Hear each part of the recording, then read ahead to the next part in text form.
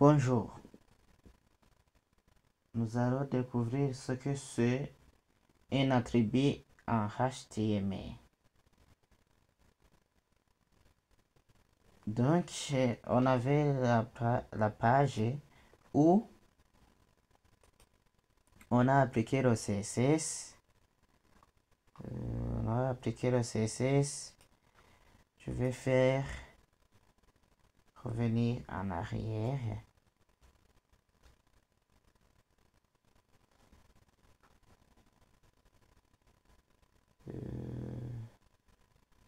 Je vais même enlever la couleur qui se trouvait ici.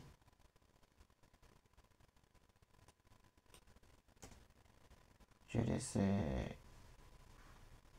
le style qui se trouve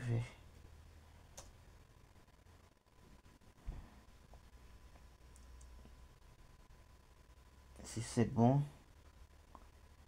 Là, je vais faire enregistrer notre page.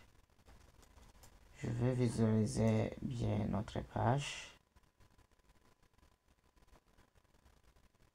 Et voilà, je vais actualiser alors la page. Et d'ailleurs, pourquoi je ne fais pas Go Live, qui va me permettre, à chaque fois que je fais un enregistrement, ça va se générer automatiquement. Mais ici, c'est déconseillé. Si vous débutez, il faut taper votre projet à la main. Et si vous avez téléchargé ZAMP,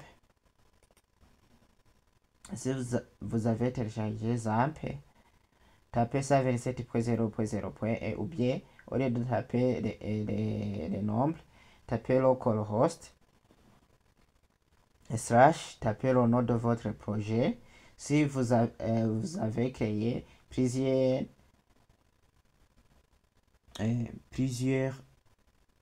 dossiers, il faut retaper toujours et il faut faire suivre chaque projet ou bien chaque dossier par le / et puis il faut que vous arrivez à la page dont vous voulez que le navigateur vous affiche. Je tiens aussi à signaler que même si je suis connecté à l'internet, cela veut dire que si vous n'êtes pas connecté à l'internet, votre page ne va pas fonctionner.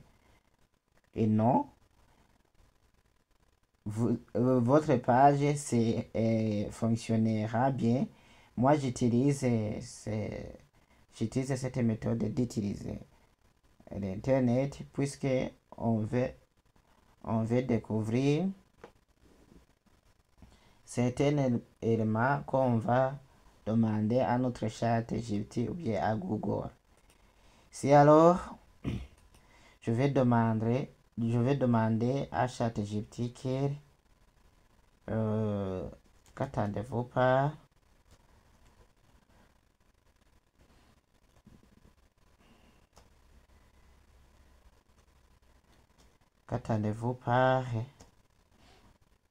un attribut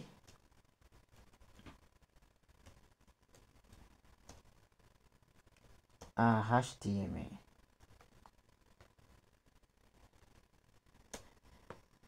Nous allons découvrir ce que c'est un attribut.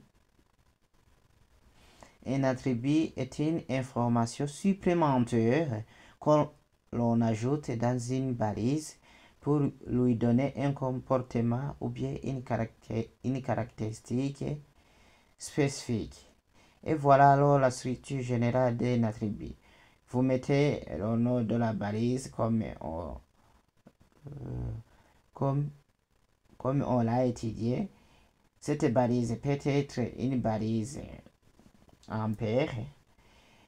Et signalons que la balise, l'attribut, il faut le mettre toujours dans une balise ouvrante. Ne le mettez pas dans la balise fermante Comme ici, on nous a donné l'exemple où notre attribut est dans la balise ouvrante. Voilà. Et il doit recevoir alors ce qu'on appelle la valeur. On donne des exemples, nous allons découvrir ça après. Et aussi, caractéristique d'un attribut se place dans la balise ouvrante, c'est ce que je disais. Même ici IMG, même c'est une balise, même si c'est une balise autofermante ou bien orpheline, il faut toujours remettre ici à l'intérieur.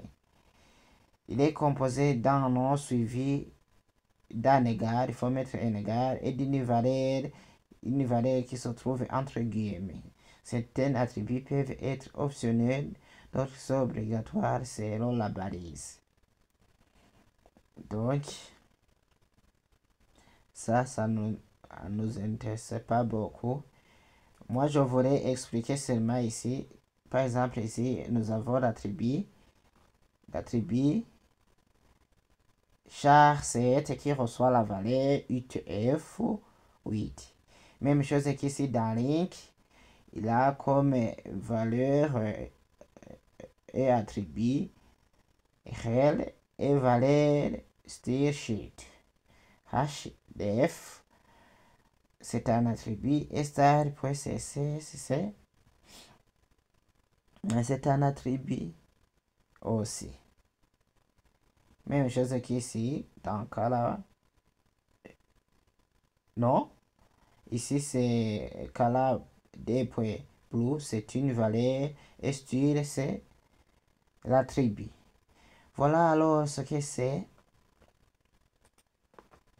Ce que c'est un attribut. Un attribut sur HTML. On se retrouve pour une nouvelle vidéo. À la prochaine.